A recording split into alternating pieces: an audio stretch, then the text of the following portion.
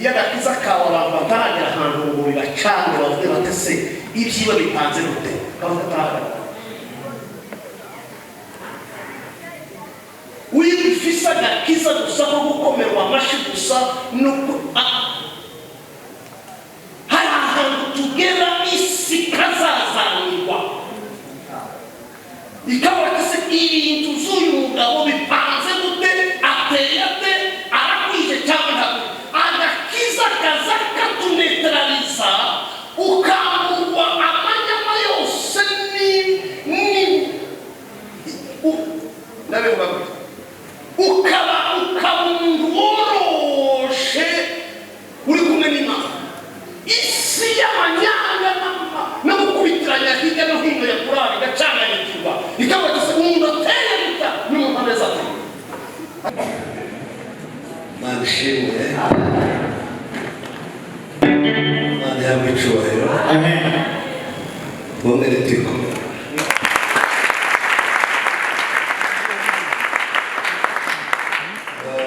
dushimiye kuba muri iri joro muri iki gitaramo tunejejwe no kubana n'abantu hamwe mwese dushimiye ikaze mwaduhaye dushimiye ikaze mwakomeje kuduha abayobozi dushimiye igitaramo cy'abajene dushimiye kubana n'abapasitori bose bari hano abayumbe abamama abapapa abahungu n'abakobwa n'abana bato Imana tuyikomere amashyi umwanya w'ijoro urimo abaririmbyi ukabamo abavugabutumwa n'abayumbe nubwo ari ijoro ari rirerire zanyuma bari gufi ndaje amasaha kera bwakeye none rero reka tuvuge umwanya utari munini dufite kugira ngo tusingirize abandi ko turakeneye kubumva nanejejwe no kubana na umukozi w'Imana Revera Matayo kuva mu Bugande mbese yari byinshi ariko banishimiye tubonanye umugabo w'Imana yarageze Makamba inshuro zibiri turanezera rero reka turebe dusome Petero rwandiko rwa mbere rwa Petero reka nsome muri Bibiliya y'Ikirundi hanyuma tuganire ni igice cya kabiri umurongo wa 9 kugeza ku wa 12 nubwo harimo amajambo menshi turavugamo amajambo make rwandiko rwa mbere rwa Petero 2 umurongo wa 9 kugeza ku wa 12 Bibiliya iravuze ngo arikumweho muri ubwoko bwatoranijwe mukoranije kuba abami n'abaherezi muri ihanga ryera abantu bashiriweho kuba inyego yiharije kugira ngo mukwize ishimwe ry'abahamagaye ikabakura mu mwiza ikabashitsa mu muco wayo utangaje kera nta bantu mwarimo ariko noneho muri abantu b'Imana kera ntimwari bwagirirwe imbabazi ariko noneho mwarazigiriwe umurongo wa 11 abakunda ndabinginga ko muri nyamukira n'ingenzi mwirinde ibyifuzo by'umubiri birwanya ubugingo mubwire ingeso nziza mu mahanga kugira ngo no kubyo babavuga nabi nk'inkozi z'ibibi ibikorwa byanyu byiza babona bize bitume bahimbaza Imana ku munsi ibagendereye Bibiliya y'Ikinyarwanda kuri uwo murongo wa 12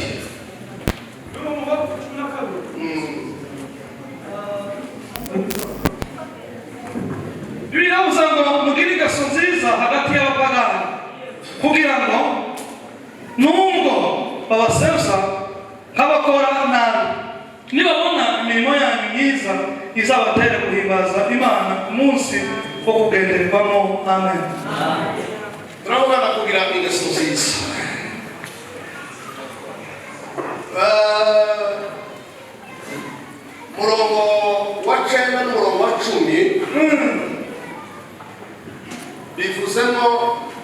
ijambo rimwe. Umurongo wa 11 n'umurongo wa 12 naho bavuze ngo irindi jambo. Muri umurongo wa 9 n'uwa 10 havuze agaciro cyangwa se cy'Imana yatugize muri Kristo Yesu, kandi gahambaye cyane. Uriya mirongo ya 11 na 12 nanone ni nayo shaka kuvugaho cyane. Hari urusi shaka kuvugaho, ariko ndashaka kuvuga kuri iyi mirongo yombi. Rero muri iyi mirongo yombi bashatse batweretse abo bantu Imana yagiriye neza ikabaha agaciro, ikabagira abantu badasanzwe. Iyi mirongo irerekana uburyo dukwiriye kwitwara muri iyi si. Nayo niyo majambo ari muri iyi mirongo twe gusoma. Nariko ndashaka ngo vuge gatoya kuri mirongo ibanza. Havuze ngo ariko mu bwoko bwatoranijwe. Haleluya, haleluya, haleluya, haleluya. Gutoranywa bisigura ko ni umuntu waje akagutora. Wowe nta ruhara wabigizemo, nta kintu wakoze cyo gutera gutora. Utoranye niwe yaje mu bantu benshi washike amukuranye. Gutoranywa rero muri ibi bya Kristo bidutera guhora dushima Imana. Umuri byari ndavuga ngo mu magana menshi y'abanyabyaha. Haleluya, haleluya. Bwana sifiwe sana. Mu magana menshi y'abanyabyaha yaranto arazana mu rugo rwiwe. Rero gutoranywa ni ikintu kimwe gikwiye gutuma duhora dushima Imana kuko yadutoye. Ngo n'abatoranije kugira ngo mube abami n'abatambyi. Murabizi umwami ntashobora kurara apfuye kurara, ntashobora kurya icyo apfuye kurya, ntashobora kugenda uko ashaka. Hari ukuntu umwami yitwara. Umuherezi cyangwa se umutambyi, murabizi mumaze kubisoma, hari ukuntu nabo nyine bari bitwara, hari uburyo bambara, hari uburyo ibintu byabo byari bimeze.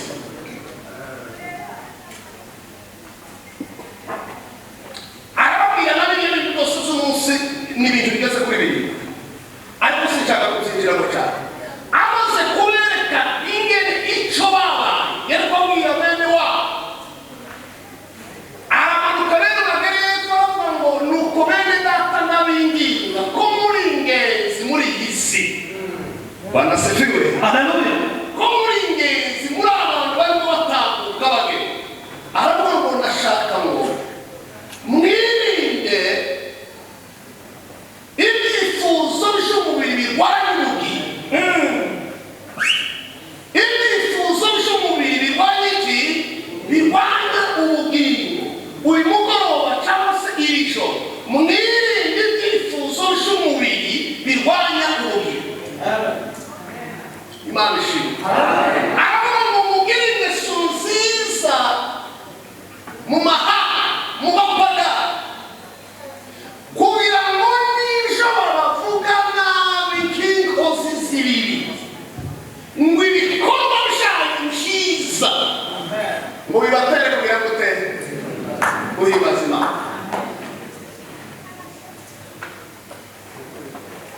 Reka tuvuga n'ibintu bitatu bishobora kudufasha kugira ingeso nziza.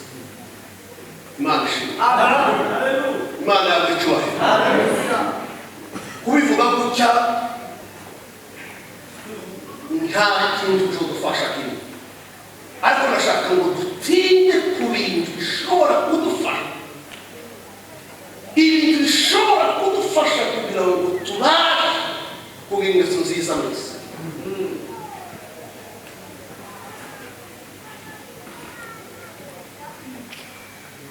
Ikintu cya mbere ni ugushinga imizi muri Kristo Yesu. Tuvuge haleluya. kandi haleluya. Haleluya. Nugushinga imizi muri Kristo.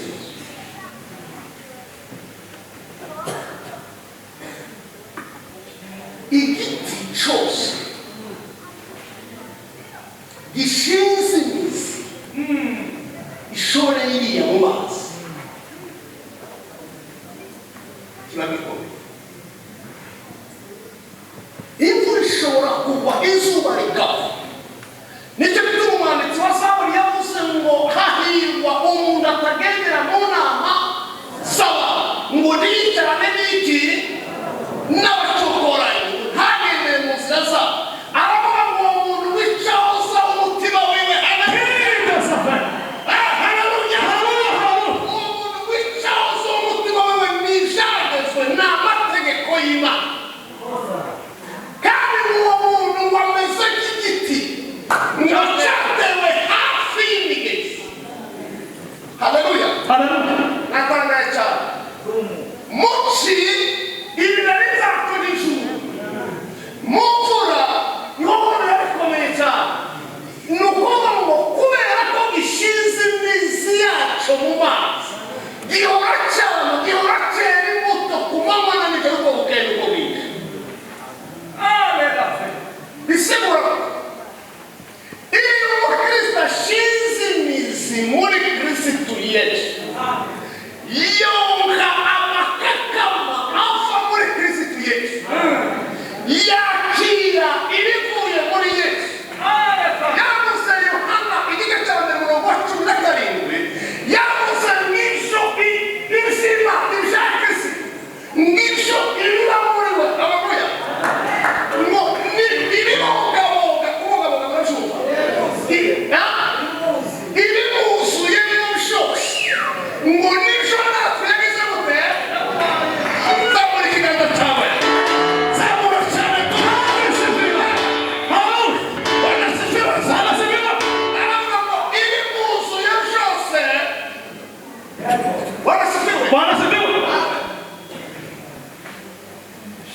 turaduhera kuvuga ubutumwa hatari, turaduhera ku mbuto, tugahera ku mababi, tugahera ku mashami, nk'uko turagerageza twabivuga abantu bakagira ubwoba bagaseka babiretse, ariko kubera ko aho bashinze bigakunda ko bokwera imbuto. Haleluya. Umuntu yera bivanye n'aho ashinze. Ushinze hehe muri iri joro? Imana ishimwe. Imana ihimbaza. Dufite abagabo n'abagore, abahungu n'abakobwa bashinze muri Kanani, muri Geti, muri Pentekote, Methodiste, Kadesi.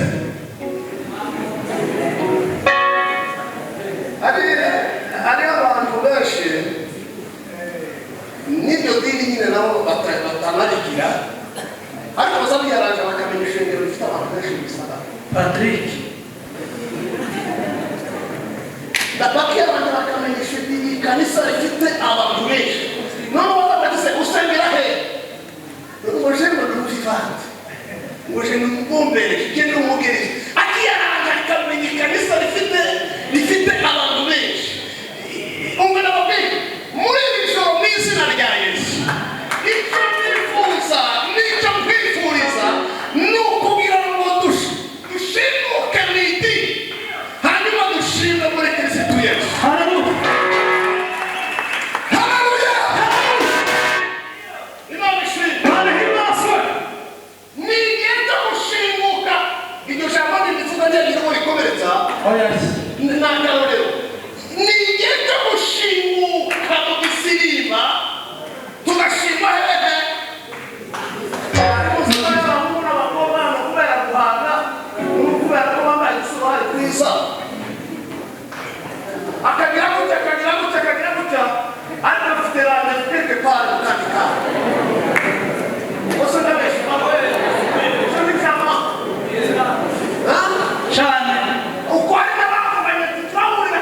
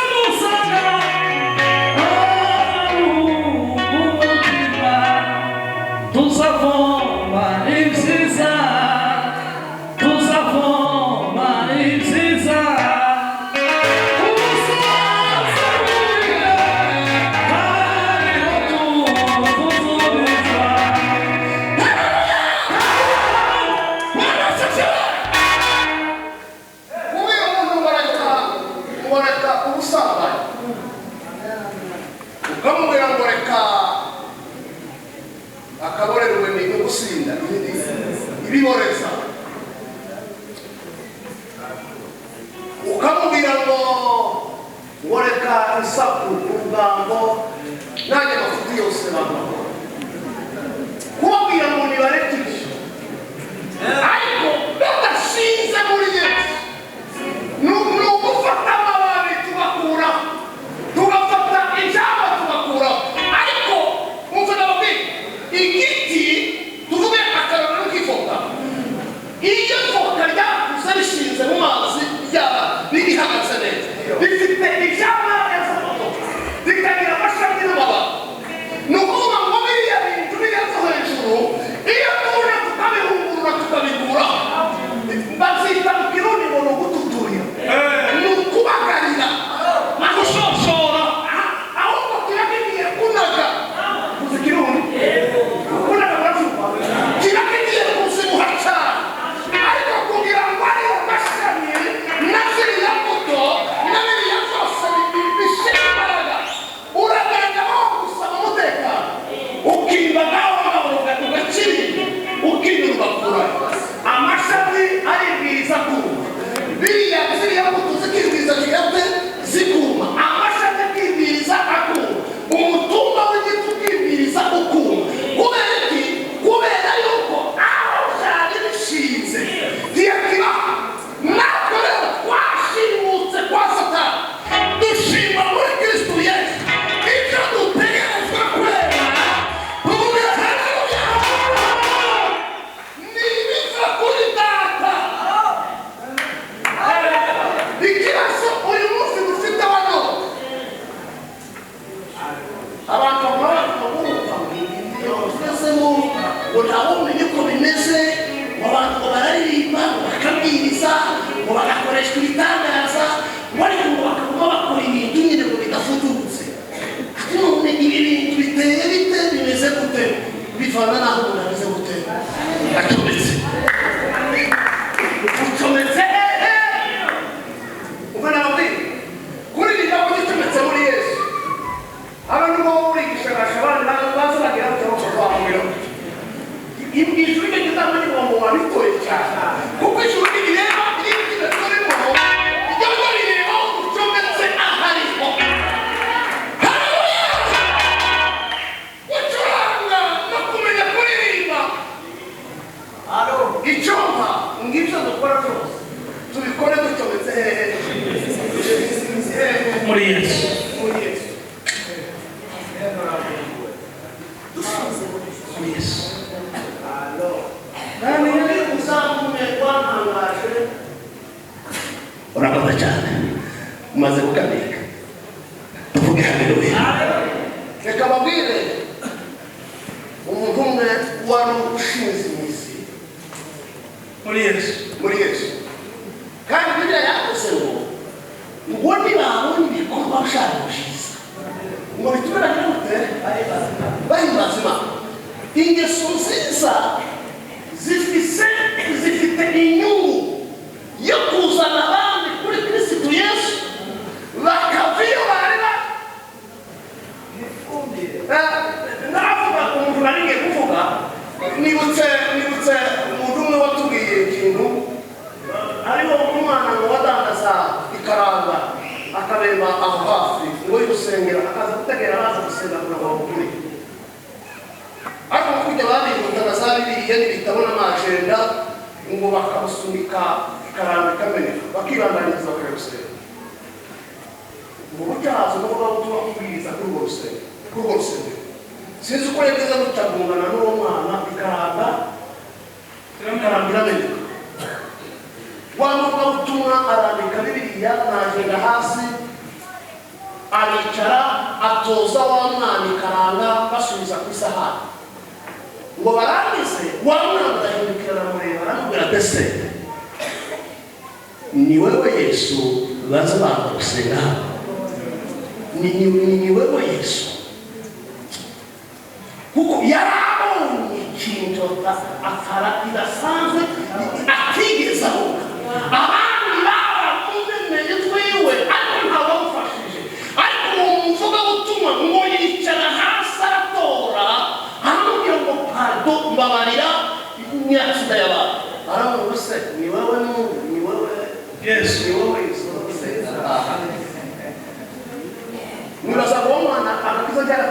yaragataha ibikorwa byiza bituma abantu bikaba biri umudamu wantangaje muri aka karere. Ni umudamu barekane, ni umuntu watubwiye iyo ndaha yaratubona umunyakare. Tuvuge haleluya. Yarafite umugabo umeze nabi cyane. Umugabo akamutoteza, akamukubita, ariko wa mudamu gaca agacumba, agateka, agapasa, ibintu bikagenda neza. Wa mugabo baravuga ati se uyu mudamu cyangwa ni umuntu ufite ubwenge cyangwa ntabwira. Iyo agakiza kawe abantu bataragera ahantu ngo bibacane bavuge bati se ibyiwe bipanze gute, kavuga atahagara. Wifisa agakiza gusa no gukomerwa amashyi gusa hari ahantu tugera isi kazazanirwa ikaba kise ibintu z'uyu mugabo bipanze gute, ateye ate, arakwije cyangwa ntabwo. Agakiza kaza katunetraliza ukamurwa amanyama yose ndabivuga gute, ukaba umuntu woroshe uri kumwe n'Imana. Isi y'amanyanga no gukubitiranya hirya no hino ya kurari gacanganyikirwa ikaba gise umuntu ateye gutya n'umuntu ameze ati. Agakiza kaje gakwiye kuzazanira isi gacanganyikirwa. Turikomera amashyi Bwana asifiwe.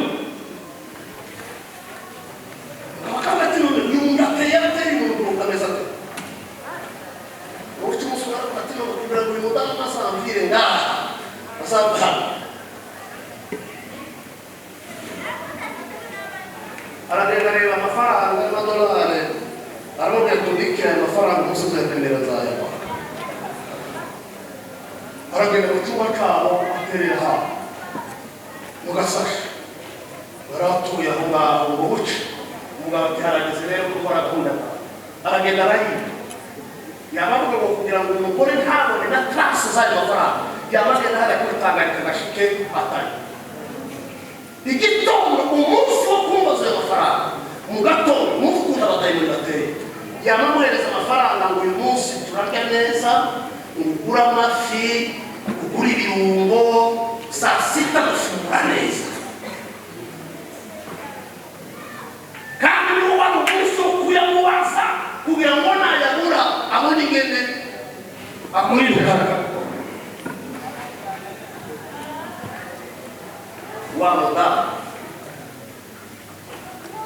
ngo arebe amafaranga aba yarahari arayabona, ariko arasenga Imana ati umugabo umeze uku namaze amafaranga agasanga ntayo mfite bisaba bikusu, ariko arasenga Imana. Umunsi wo kuyamubaza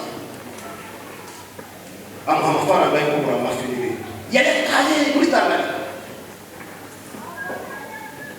Wa mudamu aragenda aja gusoma ushikasoma amafi kungaba y'umuntu araza ngo ashike arayahana isima zabayihana bayikuraho bigabige zose z'inyuma arayisaka ngo yasabu asanga n'isashi ngo arebe isashi abona arayizi ngo yugurure ngo habona amafaranga niyayandi arabanza aragenda Muharimana mw'ijuru bavandimwe n'imidari dufite Imana ikora, dufite Imana yishura, dufite Imana izayumva gusenga, dufite Imana yitwara, dufite Imana iri mu ruhande rwacu, dufite Imana izivuga kandi dufite Imana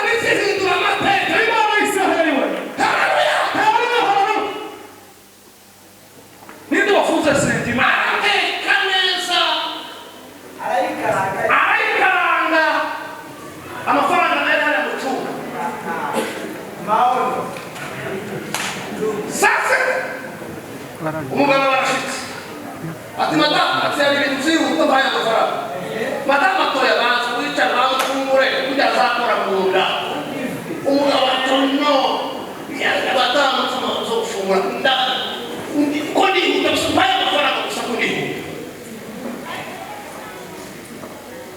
atari ufungura toya ndikunda madamu ukaja gutura umugabo madamu yaraziga ko nayo ari muri Tanganyika washikara yatora umudamu araza mwayamu yaga kuyakira atasimada wayakuye atase kurapa za kuyakuye ona dinayanditse atoya oya ngiya neza aya mafaranga avuye atoya uko mbwira ingorane wagize ni ato oya ndakahera nihera muri Tanganyika niba muri Tanganyika le naya kuiga mufi na bia musuma ubona babi ishize bitonga haleluya ishize bizimuriye Yesu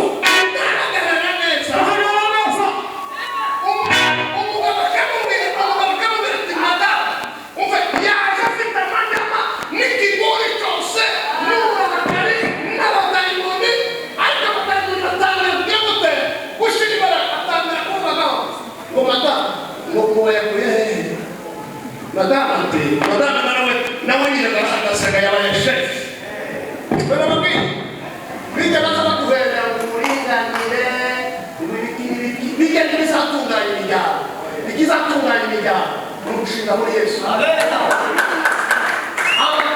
abadogiteri abantu bakomeye b'icabwenge y'isi banyukwirwa basenya amadivorce ya buri munsi ariko abashinze muri Yesu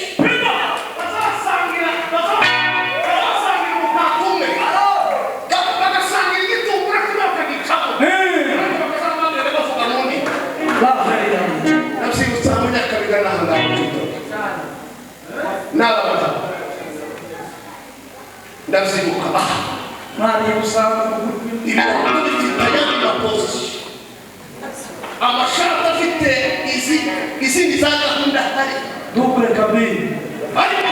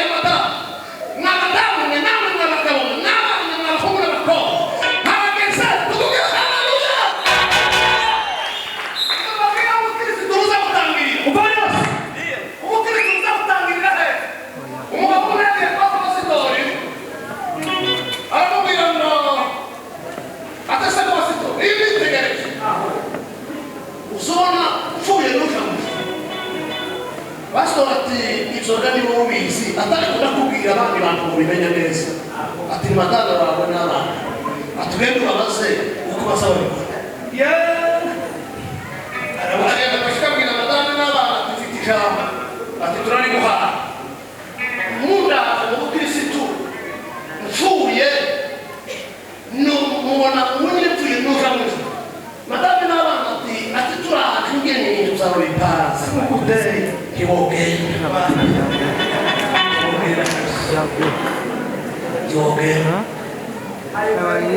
ntiwogenda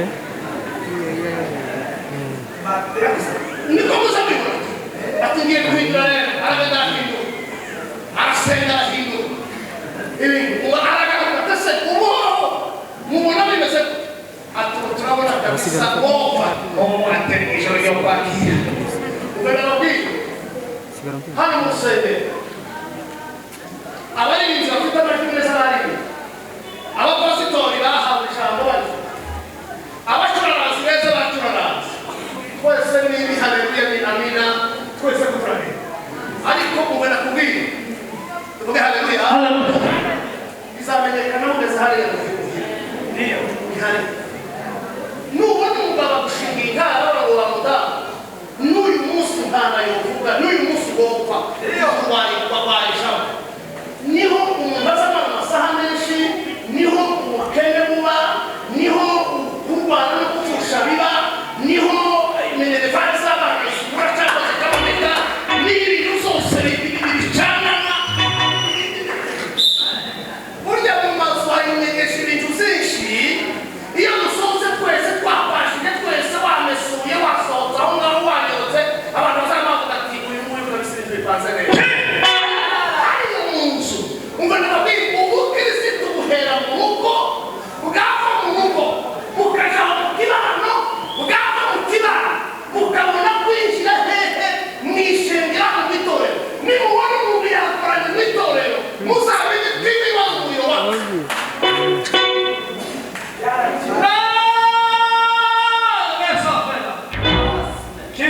Imana ishimwe Imana yakwitwa Imana hibafata Murabubika ingeso nziza ijana nico biza bituma isi hibazima mwene bajana uba wavuye muri dimansiyo yo kuvuga ubutumwa wahindutse ubutumwa dutegereza kuva muri mu dimansiyo yo kuvuga tukazamuka tukagera ku rwego rwo kuba ubutumwa muzi wawe ukaba ubutumwa mu kibano ukaba ubutumwa mu ishengero ukaba ubutumwa nta jambo na rimwe wavuze warasifiwe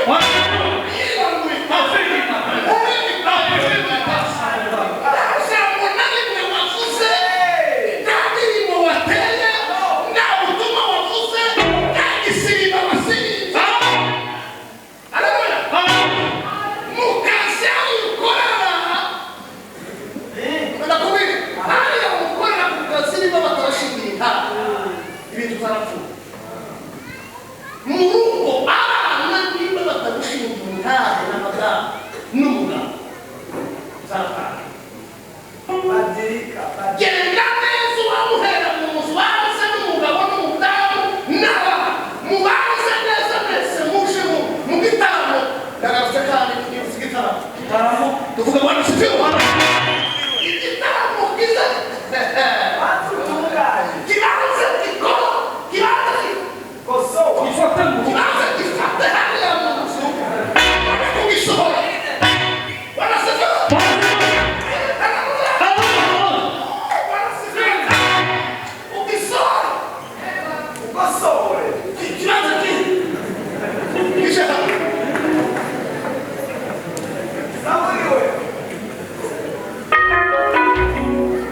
Oh,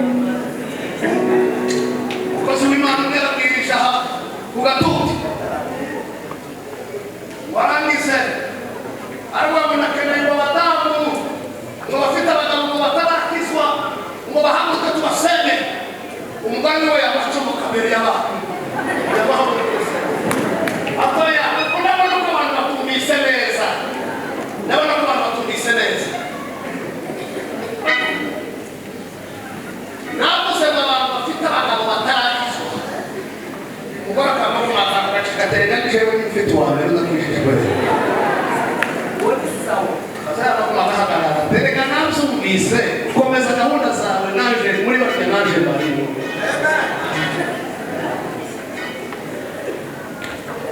Mana shimwe. Mana hibas. Mana shimwe. Mana hibas. Kona kubiki.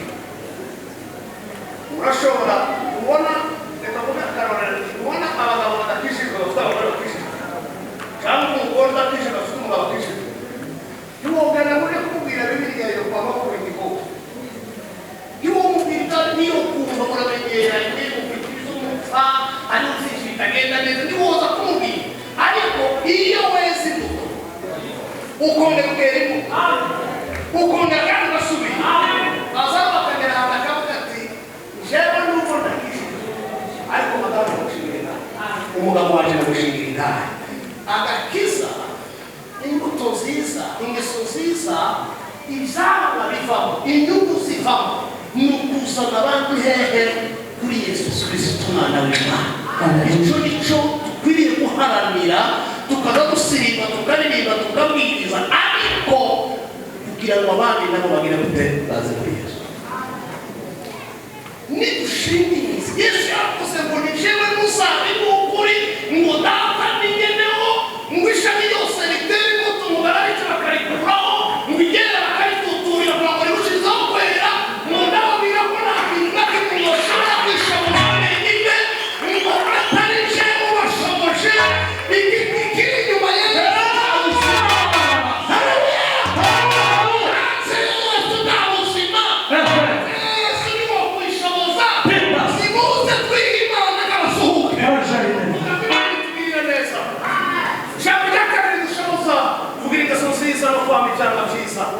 Nijambo ry'Imana niwe yavuze muri mwana kuma muri shero ijambo ryaje rikavuma muri mwe ngo nisaba tumubwira gute icyo mushaka cyose muzabiha iyo duhagaze mu ijambo ry'Imana iyo duhagaze mu ijambo ry'Imana abakristo bavandimwe ndani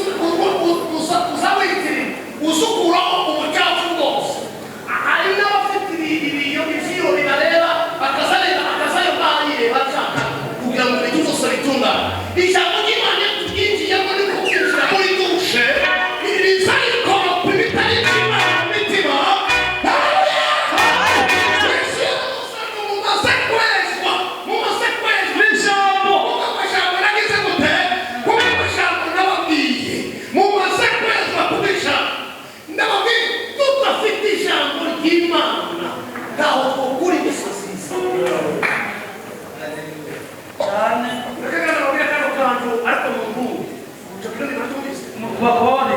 Mungu ndaka tugabanye igisiri kongera amasengesho Ndio. ariko sikuze Oya ye. bagaba baza gufana unyine marumani ko bangisi Cyane. kiwe kiki ijambo amasengesho ijambo amasengesho indirimbo igisirimba byose bivanze bizavamo ibintu bikomeye ariko niduta bimwe bizatugora harimo niduta bimwe bizatugora harimo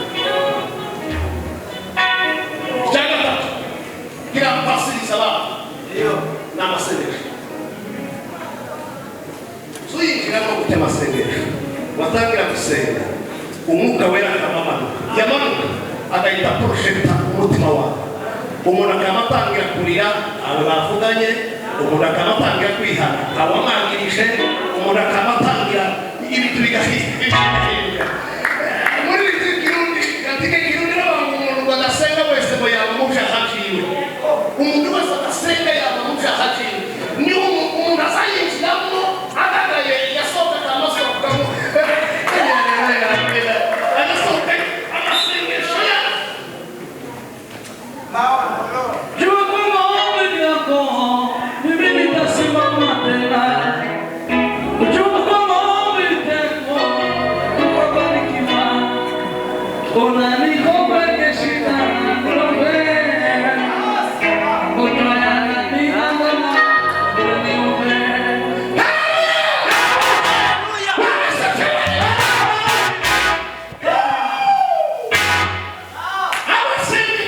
Bawa semua. uzabegera imana ikabikuraho ibyo wari ufite byose ikabikuramo washobora kuyegera ukamutangira kugira ibyiyumviro byayo washobora kuyegera ukamutangira gukora nkayo washobora kuyegera imvugo zikaba zihinduka ukamutangira kuvuga neza washobora kuyegera urwango rwabaga mu mutima wawe rwaba ruhunga urukundo rukuzura washobora kuyegera umunezero n'amahoro bikaba bimanuka washobora kuyegera ukumva neza baza bakubona bakaza bakitiranya nayo imana ishimwe bataramanye na yesu imyaka itatu gusa ariko bareba bakabona igitangaza imyaka itatu gusa batarama ngwagere hariya kwa kayafa yesu arayofasha ugakerera wareba ko yesu bigenda ngo bari bari kumwe baramwitega mbese usama yesu atoya ataba dukuvuze gusa niwe neza yabatangira ataba dukwari utambuka neza niwe nimuze twegera imana mu ijambo ry'imana tuyegere mu masengesho uzasa nayo ingeso nziza zizaza mugire ingeso nziza mu mahanga mu bapagani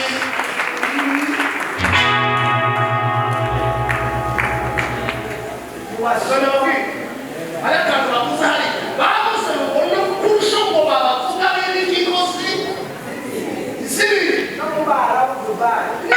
bakuvuge nabi ariko wowe ukomeza kugira ingeso nziza bizatuma ejo bahindukira bahibara bajya gucyubahiriza hari abantu bagira ingorane ngo babavuze ngo babavutse ngo zagize gute ngo bagize gute wowe reka cyane n'ibyo ngibyo wowe gusa ko ukora ibikorwa byiza ejo bazahimbaza imana ku bwawe ni igitaramo no gupasanya imana ibahereze umugisha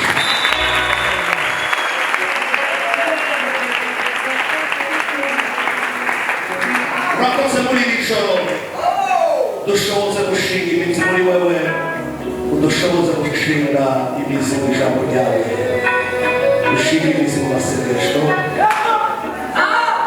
wakuwe muri wewe